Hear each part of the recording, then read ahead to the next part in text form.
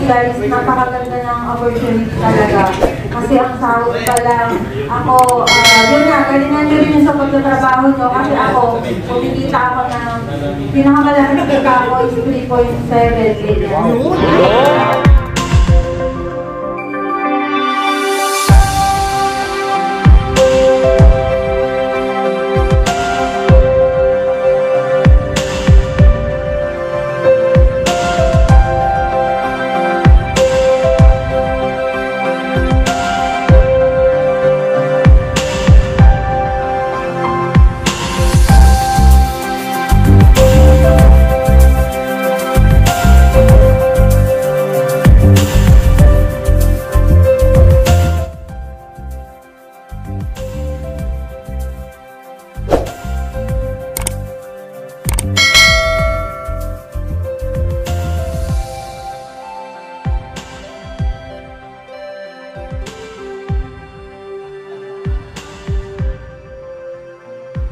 안녕하세요.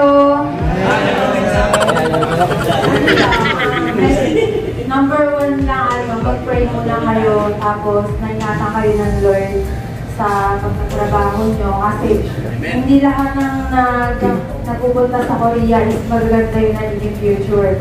May time na yung pamilya nasisira, gano'n. Kaya mag-pray kayo, hindi lang... based on the experience. So, single siya. Yung number 1, ang purpose po namin sa pagpunta ng Korea is yung mapaganda yung buhay ng pamilya natin, diba?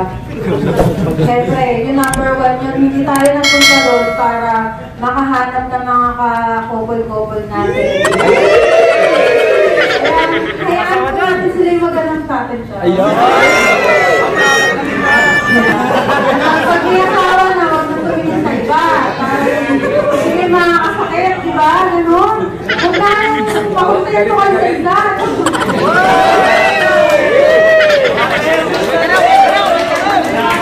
Kaya na actually, serious talaga. Ako, 16 years akong married. So, kaming dalawa, nung ex ko, nandito kami parehas. Nauna na sa akin 2 years. Tapos, sumunod ako ng 2 years. Siyempre, ganun talaga. Nakahanap siya ng iba, ganyan. So, hindi kami, yung purpose na yun, yung purpose namin pumunta ng Korea is yung para sa pamilya. Kaso may mga time talaga na, siyempre, nagtula ng komunikasyon, ganyan. Hindi nabantayan. Parang ano yan, yung lang parang divisoria, so di ka magbagal. Nanakawan ka, diba?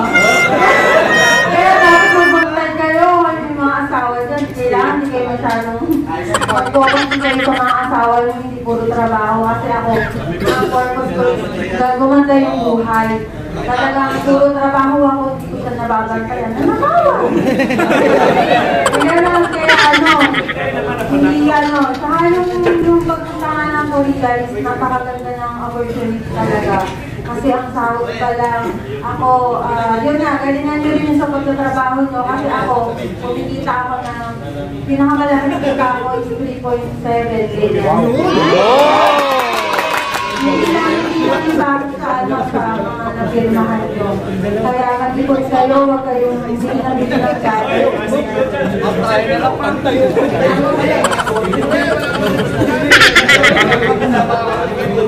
Tapos ganyan yung sa trabaho nyo para ma-promote kayo. Yun, based on my experience din, ma-promote kayo. Hindi lang porket nagpa-release kayo ng una. Siyempre, galingan nyo sa second time na para sa susunod na makapasa kayo sa exam, makuha kayo ng amo nyo. Kasi marami rin na porket nakapasa ng exam na LGBT. Hindi na talaga kinukuha ng amo dahil mga pasaway din. Kaya, yun, para mapalitan din yung visa nyo, ganyan, magpalit kayo ng visa. Kasi napakagandang opportunity talaga ang maharapin ng Korea. Nakagalingan nyo yung pagtatrabaho nyo, mag-ingat kayo, mag-pray kayo. At syempre, mag-church kayo para yung mga tawag yung mga posto, palayuan yan. Kasi number 1 talaga na ang unahin nyo yung Panginoon sa buhay nyo, huwag yung financial. Huwag kayong sumamba sa dalawang Diyos kasi isa lang ang Diyos natin. Kung hindi dahil sa Lord, wala kayo ngayon dito.